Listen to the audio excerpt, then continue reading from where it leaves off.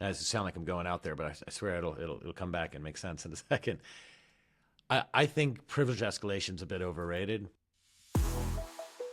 The Adversarial Podcast. Why you gotta be so adversarial? Adversarial. It's time to get adversarial. All right, guys. So we've had a pretty busy last few weeks, and I think that was often focused on RSA. So, I mean, look, RSA is one thing, but I think what's cool is it gives you a good backdrop to kind of do a status check on the state of play of cyber. And coming out of it, I know there was a lot of discussion about, like, what did you see this year? What was new? I heard a lot of nothing stood out besides kind of AI washing. Well, I think that's part of the challenge. When everything is AI, nothing is AI, or it seems like there's no differentiation when everyone throws the same buzzwords at you. And that's fundamentally one of the challenges that we as practitioners have in trying to dissect what's happening in the vendor landscape. Everyone claims to do everything, and thereby we have no true understanding of what each company does. Yeah, to me, it kind of seems like, I don't know. I've found this over and over again because I spent a lot of time trying to. I help VCs out a lot, and I kind of screen solutions, and it seems to me like a lot of what's getting pushed on us are kind of very niche, very specific point solutions that catch the eye of an investor or a few investors, and then once they've thrown some money in it, then there's this whole apparatus there to kind of validate the use case and convince the whole world that that's what they need. And then we get into this unhealthy cycle where, these things are solving problems that aren't necessarily a big deal. So naturally it's impossible to ever succeed there. So everything I see just seems so specific. It's hard to get too excited about it. We're all founders as well. And going through this journey, it's interesting because I do understand that tension. I only have 10 seconds or 15 seconds with you, and I have to tell you what I'm doing. If I give you the big vision of what I'm trying to do, you're like, okay, what does that mean to me now? If I tell you the 5-second, 10-second version, you're like, okay, but that seems like a point product. So, we have a limit. Just the span of time that we have to be able to deliver something becomes challenging as well. I've been doing this RSA conference since, I think, back to 1999. So I'm dating myself. And, it's never been the big thing that you always expect. You do see a lot of friends, former colleagues as well. But there's always kind of a theme to these RSA conference, right? There was the whole DLP, there was the insider programs, et cetera, et cetera, et cetera. And there was a theme that I noticed, and it was identity.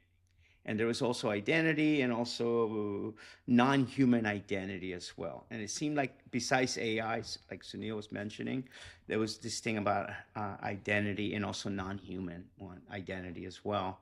But it felt like I feel like we're just repeating this stuff over and over. There's nothing new in security at the moment. And that's how I left the conference. On the topic of identity, one thing that I think is why it feels like it's the same thing over and over again is because if you think about identity, we've always been having identity as a perimeter. Consider, for example, what is an IP address? It is a network identity. What's an API key? It's an application identity. What's a device certificate? That's a device identity. What's a hash? That's a data identity, right? So this whole notion of identity is already something that pervades how we think about controls within our ecosystem. What we're now doing is we're saying, identity is a new thing, but it's always been the thing. Now we're trying to figure out how do we manage all these identities and use it for access control. Yeah. I mean, I was just reading something today about that, and about zero trust in particular, right? And it was funny because I think we went from zero trust to identity based. Everybody jumped on like, that's what it actually means, because there was a long period where we all didn't know what the hell it meant, and then for a while we're like, okay, we figured it out. Now it's identity. And as of I think this morning, it was, by the way, it's not identity, it's behavioral, right? It's not who you say you are. It's what you're trying to do. And even if you're allowed to do 10 things, if you normally do 3 of them, then when you do the 4th through 10th, we should flag it. I'm not sure that's that's super new or really predicated on the advent of zero trust myself. I mean, I think identity continues to be a problem in that you see, think about what things are available in the dark web. And these folks, these attackers are becoming better at what they're doing, more efficient. And you're on your laptop, you click on the wrong email, they install some password stealer on your browser, and they start. What they're doing now is harvesting names of popular SaaS companies or organizations. I don't think it's any different than before. It just so happens that some folks are really good at harvesting those usernames and credentials with the particular SaaS application, and then they sell it.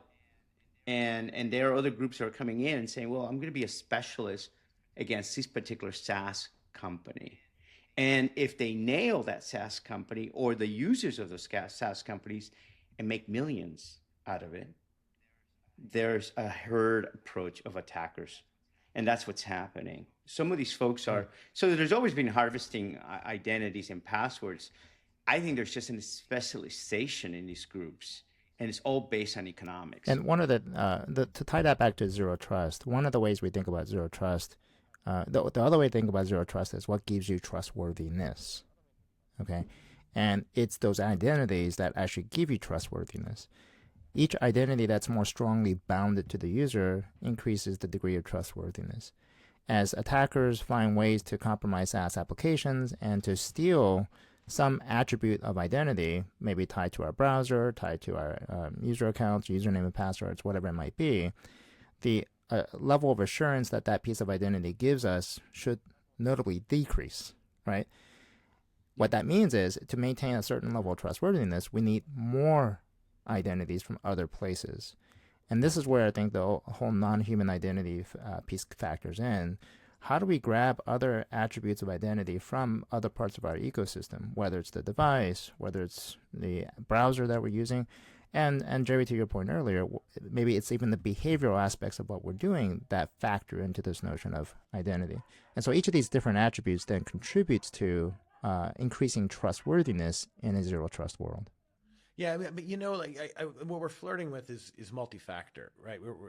This is kind of sounds like a replay of the old factors. It was, and I remember getting in maybe an argument with the Monetary Authority of Singapore, right? Because they decided pretty early on, good on them, to force multi-factor. And initially in Singapore, it was for consumer-facing banking, and they say, hey, you got to have MFA, and that was cool. I'm glad they did that, but. And I was a fan of it, but we were in financial market infrastructure, so it wasn't consumer facing, and it was a lot of B2B, and they weren't really ready for that, and they didn't really understand like systematic connections into a clearinghouse or that sort of thing. So it was hard to make them understand that. But what we did was we dropped IP address restriction. To your point, right? I mean that's a factor. I think in your parlance, it's an identity of sort. And I say, yeah, well, in addition to credentials, we have IP address, and so we're multi-factor. And they didn't like it. They blew it up at the end of the day, and they said, no, that's, so they got into that old what you have versus what you know versus what you are, and the stuff we were all trained on in the 90s on multi-factor, I think. But over time, it's funny. It kind of goes against what you're saying to a degree, but I don't think holistically. I don't think it's the multiple factors that matter so much as just having any one of them that's worth a damn. Right? I mean, when we added MFA, it did do a lot for the people who availed themselves of it. It wasn't because we had an extra factor. It wasn't like the password and that were essential. You could get rid of the password. Right? I remember arguing for a 4-digit PIN for the password and being like, hey, that's good enough. It's the one-time password. It gets burned. And then now we have man in the middle of it, so we got to go to the next level. But I think it's about finding one factor that actually matters. My biggest, I have to go back to this browser story. Okay, like to me, and I think this is why you see, Talon and the islands and the surfs of the world, right? Why they're becoming more popular. These enterprise browsers. But the problem is you go through all these stuff. Look, like for example, we went through that journey of MFA. And then MFA wasn't strong enough. You needed to do FIDO2 as well, right? And you got to make sure that it was your laptop that was trusted before you can do any of these things, right? And they had to be part of the inventory, kind of the whole zero trust, MFA, FIDO2, wonderful. but you authenticate, but these credentials get stored in your browser. And the human being clicks on the wrong thing again. I keep mentioning this, clicking on the wrong thing, or even worse, you get a phone call or a text, and you think it's your IT department, or at least they're portraying themselves as your IT department. You click on the wrong thing, and these folks are just grabbing SAML authorized tokens, OAuth tokens, who now you can leverage those to connect to those SaaS applications, And forget your zero trust, forget your MFA 502. It's game over, right? Because once you have authenticated that token, that SaaS application doesn't really know that that token doesn't belong to that person anymore. Yeah, I think that's the piece that people lose sight of, is that at the end of the day, no matter how many hoops you jump through to get in, you have to have a token that you ride.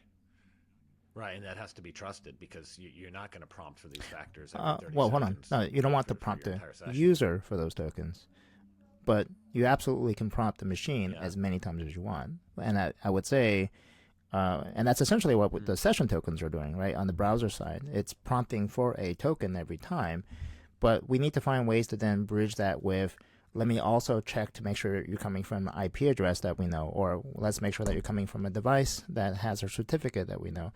But I mean, just to add a little even more flavor to it, suppose you do see a suspect connection using a SAML token that's been authorized and authenticated. You go to your IDP, you tell your IDP, log off that user and force a relogin. Well, whatever that SaaS application that is trusting that IDP, that SaaS application gives you a session token, a session ID. So even though you force the user to reforce him to log into their IDP again, they still have that session ID on those SaaS applications. And that still is so even if you force a relogin, the session ID is still active. And the problem is there's not a global enforcement today.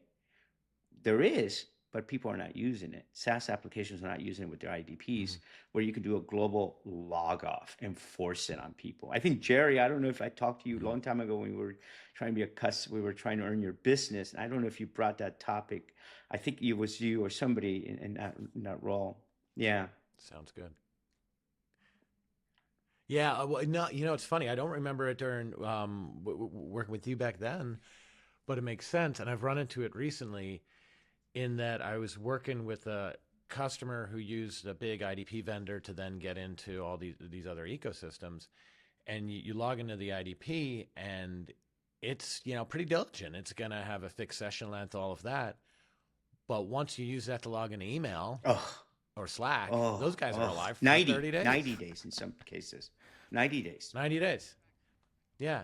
And as a matter of fact, sometimes I'd go back through the trail to get to email, and I would get run into the IDP, and it would ask me to log in, and I'd say, oh, shit, I went through the URL that bounced me around. Let me just go direct to email. Yep, sure enough, boom, straight in there, right?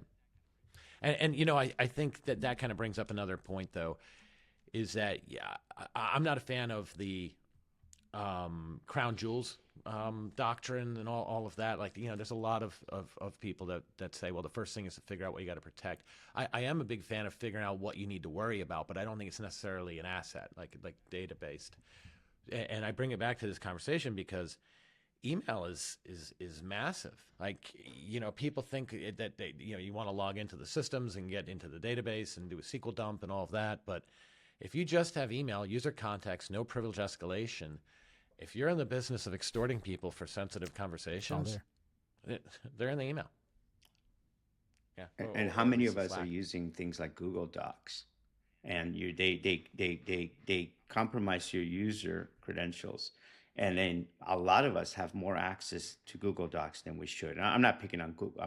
Picking on Google, but it's how many companies know what the heck they have there, and then right, and then you can create an app. Once you have that authentication, then you can create a dummy application that's yours that use your credentials. So even though you terminate the employee, this application still has access to your Google Docs. So it brings it back to what you said, Jerry, that email still becomes a real problem not just the crown jewels, but an entry and one that can keep you in that environment.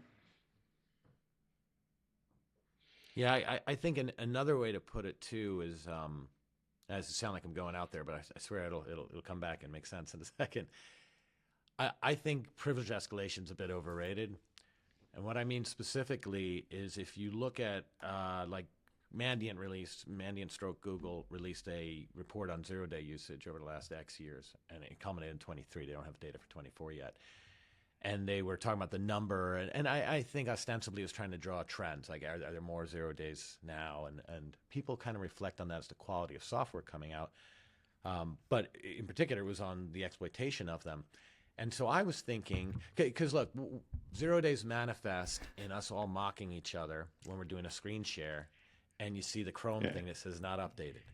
You know, and I hear security people all the time saying, "Oh, I can't stand it when I do that, and someone hasn't updated. It's so embarrassing." And I thought, well, how bad is it? You know, if you haven't updated, is that going to lead to ransomware? Is that how we're all getting known today or not? So the 0-day report from Google, as you might hope, talked about the 0 days there in Chrome, which are the things that you're worried about when it says go ahead and update. And it said they're exploited. Oh, okay, well, there's the answer.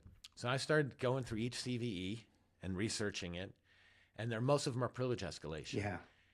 And, you know, I mean, that means you're executing something locally on the machine already. And I think a lot of the world is spun up about, like, it's okay that an adversary is executing code on your machine. All we need to do is keep them from getting root on your machine. And I don't get it. I mean, and not only to bringing it back, you don't need root. You need Mario. Who cares about root, right? Who cares about root? Right? Who cares about admin? Absolutely. Yeah, and it's not just over By the permissioning, way, it's because just you a got quick your aside email. for any vendors that are listening, if you're doing a vendor demo and you actually stop and tell the person, I'm sorry, my security guy is going to kill me because I have not updated my browser. Let me update my browser right now in the middle of my demo. And if you ever do that, Has that happened to you? kudos to you. Does that happen to you? So I'm arguing no. I want to see the vendor say, I haven't updated my browser because it's not really Well, important. That's versus- all. Every vendor is going to tell you something. Is not going to patch their Chrome browser Until until they meet, and they'll run it. Hey, wait a second. Sorry, I'm not being a good steward here. Let me do this. Security culture, that's Yeah. what it is, right? No, that's right. But I do think that story is a big deal, though, because if you think about the number of protections that were sold that have to do with privilege escalation and that sort of thing, and I mean, Mario can put packets on his NIC, right? He can do layer 3, whatever that device can do, without root, without anything like that. You know, and he could probably log into more machines than the local admin on his computer or whatever it was anyway. So I generally agree on the PrivEsc side. I think there's a lot of things that can happen just in the user context. What I found interesting with the document that you were referring to in the 0-day trends, I was actually expecting that there are a couple things that I thought was notable, but I was also expecting more, especially given all the supply chain attacks that we've seen over the past, unfortunately, a couple months now. I did note in the Google report, they mentioned there were more enterprise-specific technologies that were being targeted. And I wonder if that is because attackers have gotten into the supply chain and are able to see things that we traditionally not have, that attackers would not have traditionally been able to have access to. Things like their source code, things like their development pipelines, or whatever else it might be. And so this notion that enterprise class technologies are being, we're finding more 0 days within them, especially 0 days in the wild, that's probably deeply concerning, and maybe pointing back to the supply chain attacks we've seen in the past. Let me start a controversial topic then on that matter. I don't know how many of us have done business in China, or our companies are doing business in China, but I'm just going to make an over general statement here. Generally speaking, the Chinese agencies will mandate these vendors to provide them with the source code. Okay? So as you get more enterprises trying to earn business in China, and sometimes it's not like they're trying to work within, earn business in China native companies. It's just international companies that maybe your clients are doing business in China and they're driving us there. That's basically you follow your clients. Well, if you start giving your source code to these Chinese agencies, what do you think is going to happen? They're going to start mapping what these enterprises are using and potentially say, oh, they're using open source. Oh, there's an open source package. Let's see. It's a well-known open source package, but not a lot of contributors. It's kind of being kind of dead, but it's very in there in the weeds of all these enterprise companies. Well, let me go see if I can upload, become an author, start contributing, maybe make some changes, and there you go. So I don't want to blame this necessarily on the Chinese government, but it's interesting when we start having to be forced to give our source code. Mhm. Yeah, tying that back to what Sounil was saying in that report, right? They're talking about enterprise phones versus browser and that kind of thing. And I mean, look, there's some of those that maybe like PLCs and like backroom stuff and OT, and that's a different story. But on the ones that are kind of driving the narrative now, we got like Move It, Ivanti. But you don't have to be in the source code. You just buy the damn box, right? If you get an Ivanti box, I think maybe even one of us with some downtime and the family away on vacation. God forbid we have AI, right? We get cracking into things, and I can tell you, like, I played with a Ivanti compromise, right? I got involved in one of those. And by the way, I don't mean to say I compromised it, right? I was working IR on that. And the thing that blew my mind is there was a moment in there where I remember saying, so the People's Liberation Army has shell on this box, but I'm not allowed to. Right? The customers are not allowed to have shell on the thing. Wow. And when I finally, and so we actually compromised the vulnerability that we had ourselves to triage the box because the vendor just wouldn't let you. And when I got on, my conclusion, and this is just my opinion, was that it was closed not because of commercial advantage and intellectual property and they were worried about people stealing. It's because it was just humiliating. It was CGI scripts. It was straight up like, kind of like, remember Matt's scripts from 1996? It was like that, except they didn't get Matt's scripts. Instead, it was like Jerry scripts. It was really bad. So assuming that some adversary got a hold of their box and actually reversed it, or, I mean, I can tell you from the level of stuff I saw, I'm sure it was very easy to get, put a keyboard and a monitor on the damn thing. Then I'm not surprised at all. And it wasn't because of open source stuff. In that case, it's closed source. It was just, just awful there. So I think that kind of thing where these are the devices that when you reduce your attack surface, which is important, and you get rid of everything that doesn't really need internet, you're left with the VPN devices. You're left with remote access. And that's the end. That's always going to be there. So, of course, it makes sense to invest in figuring out how to pop those things. And those do move me when I read the report. I'm like, oh, yeah, okay, those are legit, those CVEs. And definitely. the other thing I was expecting more of was more CVEs, especially in light of these tools like ChatGPT, which can do a decent job of reverse engineering. But also, the thing that helps security researchers, or what makes a good security researcher good, is their creativity. And these large language models are known for creativity. So my thought was that we would be seeing a lot more use of these large language models to help us find and discover new vulnerabilities. And so that's why I expected to see a sharp increase. And yes, while there was an increase between 2022 and 2023, with 2023 being the year of LLMs, it wasn't as dramatic as I expected. Well, I mean, it could be, like one of the things is if you're using these public LLMs, one's company may not allow you to use your source code or upload your code or using these public LLMs, right? Mm-hmm. Yeah. Well, I meant that from the attacker standpoint. So I get a binary or I get something, I can use these LLMs to essentially.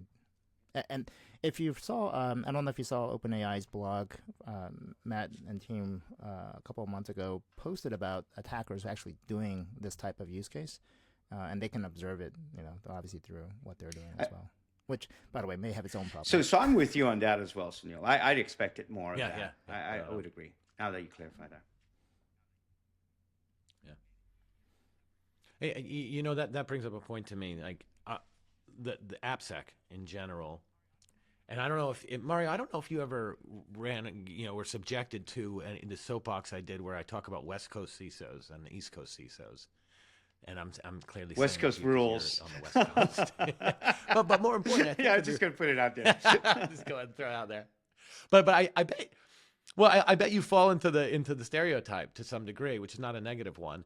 Meaning, I think very shift left, right? Very code oriented, very and it's not about the West Coast, right? It's about the technology. It's about the company versus a bank. It's just different.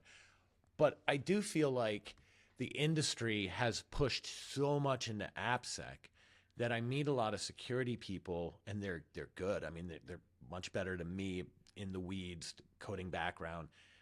But their whole life is code. They're worried about their code security. And the whole universe of their board meeting down to their shopping cart is about SAST and DAST and SCA. And when I look at it, I think it's very expensive. Shifting left is, to me, extremely inefficient. A lot of false positives, fixing a lot of stuff that doesn't really need to be fixed. The IDE's popping up telling to do something perfect. It's technically right, but who cares? Maybe this is a closed product. If you have a RCE in a binary that's talking to a database somewhere at the back of the stack, it's back to what we were talking about earlier. Like, by the time someone gets there, it's only a matter of time. And these things aren't free. It's not like it's okay to fix everything. But if it's at the expense, if you're super focused on your code at the expense of your attack surface, I think that's dragging us in the wrong direction a lot. That's an interesting position. The diplomat. I think it's important to shift left. I think that the problem is that a lot has been focused, as you're saying, just the actual code that you're developing, which is great. Please keep doing that. I can't stress that enough. But what's happening is there's a lot of movement of code that's being neglected. The actual underlying supporting actors. Think of your GitHubs, your GitLabs, your Jenkins, your Terraforms, things that are moving the code that somebody wrote. Even if your code is nice and clean, the supporting cast has been neglected. So you pop that supporting cast, in other words, GitHub administrator, a Jenkins administrator. GitHub, you changed somebody's doing Terraform because they're trying to automate things in the cloud. Well, all I need to go do is make some changes and get myself in there, and nobody's really paying attention because all the energy, and you're right, Jerry, all the energy is going on building good, secure code. And I think we need to, so I'm not going to say no to that. But it's kind of missing the other area that is the supporting cast. Yeah, that's exactly it. That's exactly it. That is not getting the love and attention that it should. Yeah, and I like to I work these types of risks, right? So first of all, a vulnerability to me is just a type of risk. I don't believe in vulnerability management as a department and titles and all of that. I think that's myopic, really. But I think a vulnerability is one of 6 types of risk. Code is another, and configuration is one. And I think that's what you're getting at, is that you're pivoting towards, and I think that's the underserved one. That's the one people are not paying enough attention to. And it's cheaper. I mean, it's impossible to fix configuration because the security people have to learn how to get along with ops and with engineering as you talk to them, and not just browbeat the engineers all the time. But in reality, it's a lot cheaper to fix configuration than to fix the challenge, though, is code. So far, I'm actually struggling with the differentiation between code and vulnerability and configuration. But that's it. Let's just start with configuration versus vulnerability. There's a confusion around those two terms because a misconfiguration is only a misconfiguration in context. The fact is that there's a configuration, and the fact that there is a configuration means that you can set it in many different ways, and there's not necessarily a right way, okay? But in the proper context, it may be a bad configuration. A vulnerability is bad regardless of context. It's bad It's something that is a flaw in the system. Now, whether it's a vulnerability or a misconfiguration, whether or not we fix it is another level of context that's required. So let me restate that for just so it's clear. A configuration requires two levels of context to determine whether we should address it. First is it a misconfiguration? And then secondly, is it worth fixing? A vulnerability, we know it's bad to begin with, but is it worth fixing? It's only one level of context that's needed. Both misconfigurations and vulnerabilities both require additional context to know whether or not it should be fixed. Okay, and that additional context is fundamentally the risk management decisions that we make. We're like, is this worth fixing? Is it going to cause other issues? Whatever else might be. So anyway, it's just a way to make sure that a lot of people confuse these words, and I just want to at least give some way to. It's interesting you say that. It reminds me of the evolution of engineers, system engineers or network engineers, and the cloud. And I come from the cloud, so I'm always going to talk about cloud. It's kind of my world.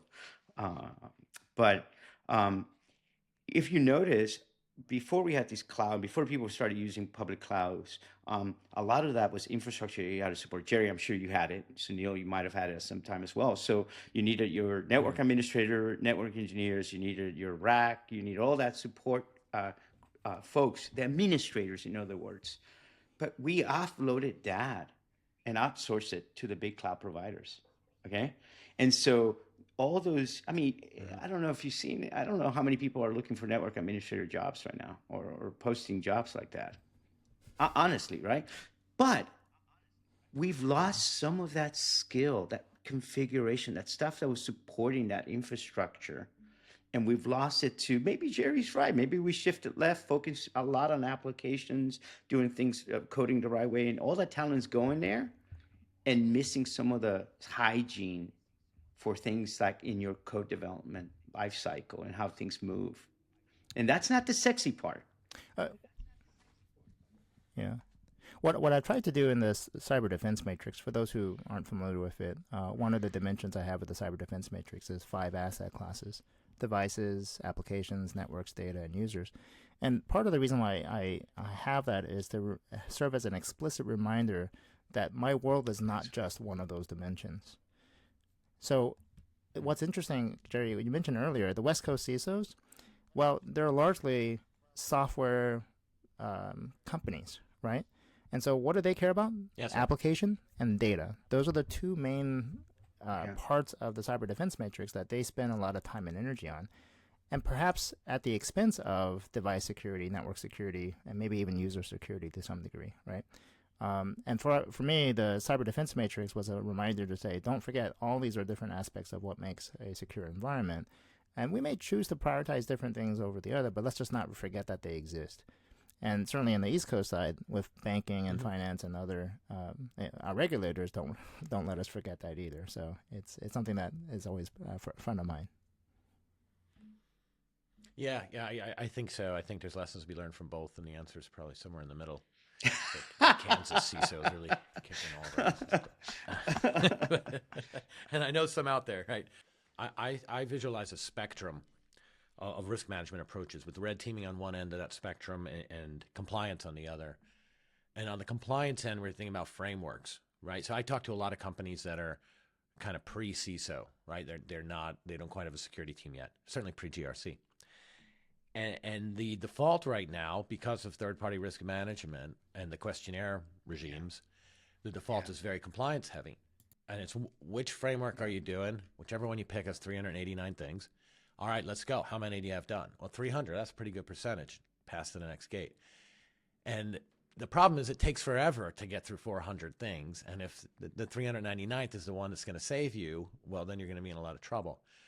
And there's room for that. I mean, I get it. If you're an examiner, you have to have a checklist. You have to start somewhere. At the other end of the spectrum, at the red team, if you have a successful red team engagement, you might have 9 things that come out of that, not 400. And I would argue, especially if time is of the essence, start there, because you have to fix those 9 things. And you have a demonstrable use case when you're talking to the people that you're tasking with them. Why do I have to fix this again? Oh, because it's on the checklist. No, nobody moves for that. But we'll look at a screenshot. Someone dumped all of our data thanks to this. Oh, yeah, sorry, I got to leave the meeting. I got to go fix that. And on that end of the spectrum, I came up with this idea I've been doing in class, and it's one of the case studies, or at least it was the last semester for my class, and I call it a red team TTX, a tabletop red team exercise. And I came up with it because I'm so pro red teaming that I would tell all these companies with limited security budgets that they need a red team. And you go to one of the big shops, it's $25,000 to $40,000 a shot, and it's unreasonable. Now, deep down inside, I was thinking, well, there's a whole lot of stuff you can cut and people you could cut to free up this capital because they're not really doing anything. But I didn't want to go there. But to your point, Sounil, I realized you could hire the $40,000 red team to come in, or you got to get candid people that are really going to be honest about things, and they're business people. And you get them all in one room, and for an hour and a half, instead of just doing a tabletop where you pretend that this happened and have these injects, instead have one that says, hey, how would you break in? Yeah.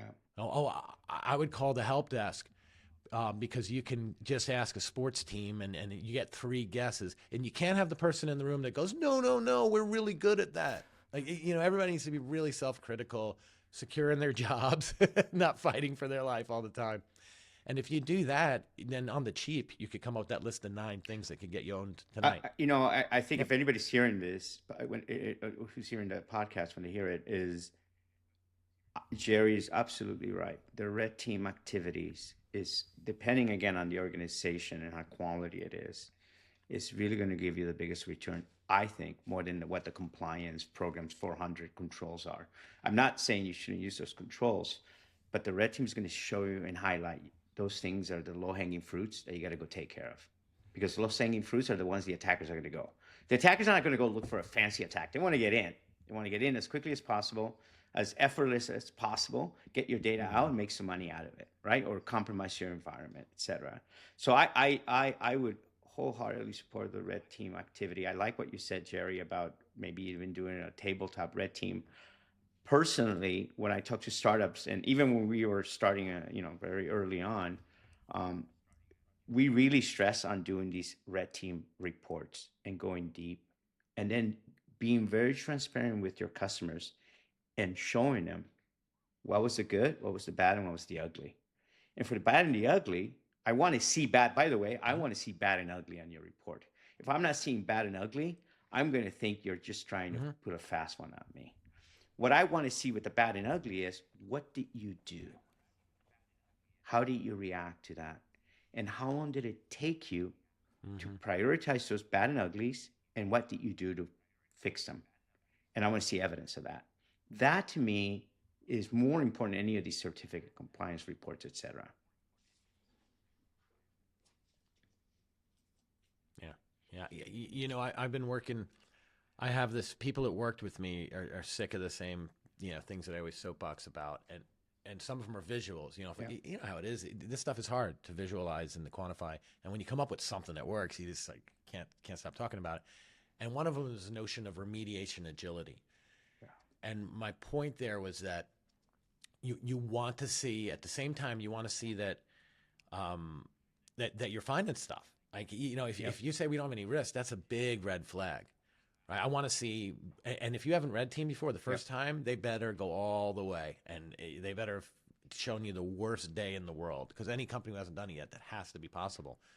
And I want to see it. And to your point, I want to see those 9 things, and I want to see that 9 of them are closed or 8 are closed, and the last one that requires a deep kill chain is 90% of the way closed pending X or whatever it's going to be.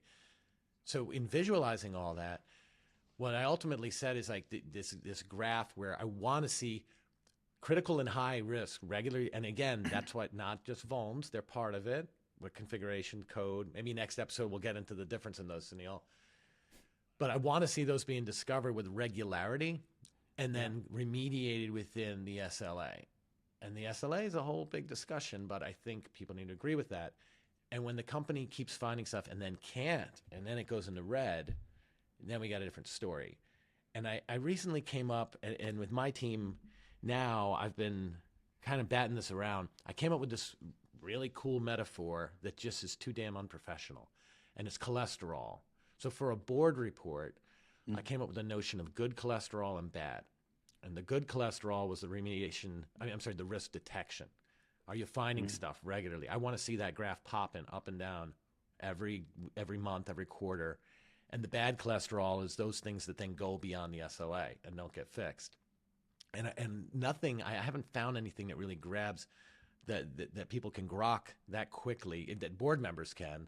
That's the cholesterol, but it's just a little bit sloppy and off-putting in a board meeting to suddenly have this cholesterol jammed in the middle of a deck. But I think that's what it is. You want to see activity, right? It's interesting. Last year for the RSA conference, 2023, I was at a government, White House, et cetera, kind of group. Okay, and it was all about vulnerability management. That the conversation of the meeting was, and the way this, and I don't want to say this is the government's position. I'm just saying he was a representative of the government in this space, and it wasn't the actual patching of the vulnerability that's important, but actually how a company thinks about identifying things first, how they prioritize. And Jerry mentioned this in some ways, how quickly they can remediate. What the government person was looking for is in vulnerabilities, was just how good is the company's processes for identifying problems, prioritizing them, and getting them done. It wasn't the patching that was important. It wasn't even the vulnerability management, because they said that highlights more about the company. Yeah, Jerry. It's a good start. Yeah, but when you talk about that, I've seen people do that. So if you want to ask in an objective way, how good is a company's process? It's human nature, or maybe it's corporate nature, to try to be exhaustive, right? I mean, your default is you don't know the space, you're new to it. How do you find them all? How do you get perfect? Yeah, and I don't think we're asking for perfection here. I hope not. I think it's really a question of, given at some level, we were considered the central bank of the United States. At least certain Middle Eastern countries thought we were. Bank of America. Yeah. It's Bank of America, man. Anyway, It's the American bank. So Doing that public sector thing. Yeah. yes. Oh yeah, it was Zion's Bank was right next to you guys in the same crosshairs because of the same reason.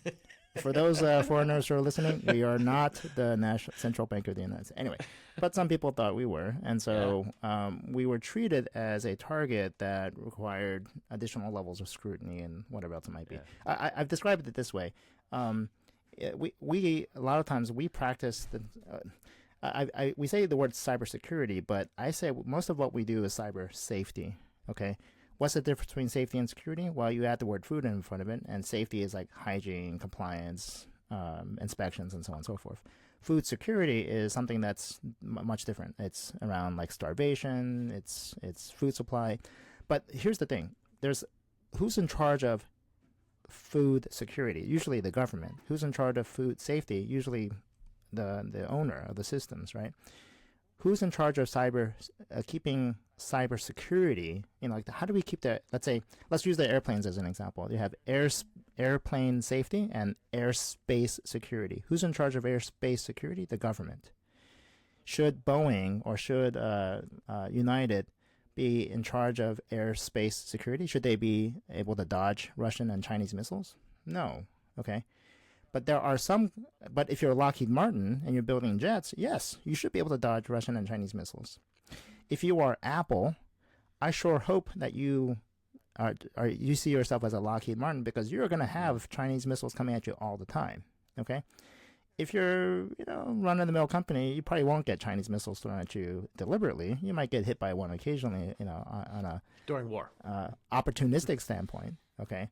But we were definitely in that category where we definitely got missiles thrown at us, right? And so we had to elevate our game. And in that regard, given the level of threat, we had to then consider controls that are equivalent to that level of threat. That's all I'm saying. If we weren't at that level, no. Authenticated scans and all the kind of stuff that you're talking about, that's a waste of time. Yeah. Well, I mean, I think, getting back to the same point, the reason I mentioned being exhaustive is the problem is that if people if the government wants to look at the private sector and say, how is everyone doing? To your point, Sounil, even though you guys were critical infrastructure and so on, the point was you were taking a risk-based approach. And the first step in that was different than for a small company. When you figured out the threat model, it was different, and then it drove you into different directions and how much you're looking. But I'll tell you, there's a positive note here. Like I've noticed, especially outside the U.S., the Bank of England, the Dutch National Bank, now the EC, the regulators are doing a lot more risk-based. So I've seen, like if you'll know CBEST, I know you'll know that, Sounil, and have gone through it. And I pushed back on and it's for anybody not familiar, it's regulatory-led red teaming. And I pushed back when I first heard about that. I was like, no way I'm going to have the regulator in here red teaming and all of that. And over the years, that was over 10 years ago, I came full circle on it. So this is the best thing ever.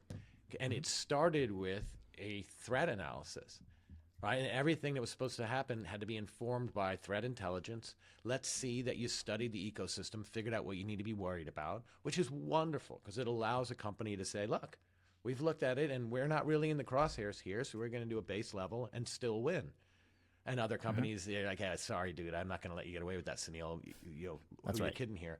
And it was third party, and there was some independence involved. But once that was done, to then say, okay, so this is the scenario you need to be worried about. Let's see if it could happen. Of course, red teaming was the way to go on that. So whether you were massive or had a lower budget, you're still going towards having the 9 things that you need to fix tonight, instead of just plowing through the checklist and saying, are you 90% or 80%? I like to think about the cholesterol thing you mentioned, and now this is yet another horrible analogy, okay? Horrible. Okay? I'm telling you. But let's say you're getting on a commuter plane, and there's only one pilot, okay? And so the company is that plane, and the pilot are the administrators of that plane. It's a small company, small startup, whatever, right? And, that pilot, they have high cholesterol, and they have high blood pressure up the wazoo. This person is going to fall on their face any minute, okay? Would you, as a passenger, choose to go and fly in that, do you want to fly with that plane, that commuter plane, even if it's less costly? Because you're taking a risk on your life, right? I think it's the same thing that I think when Jerry's talking about these 9 really important ones, you want to quickly identify what those 9 are, and the really critical ones that are going to nail you quickly, and determine if you want to do business with that company. And the only way you're going to find that out is you're getting something like a really quality red team. Do you see what I'm saying? Yes. As opposed to getting like the whole report where it tells me all the vital signs. Okay, my sugar level's okay. Maybe I need to eat less ice cream at night. I get it. But it ain't going to kill me. I'm not going to drop dead one day on the plane. Maybe I would, maybe not. Maybe you need more redundancy as well, right? Yes, yes. All right, well, great. Well, thanks, guys. We're just about wrapping out of time here, but this has been a lot of fun. I'm looking forward to doing a lot more of this. I think it's been great.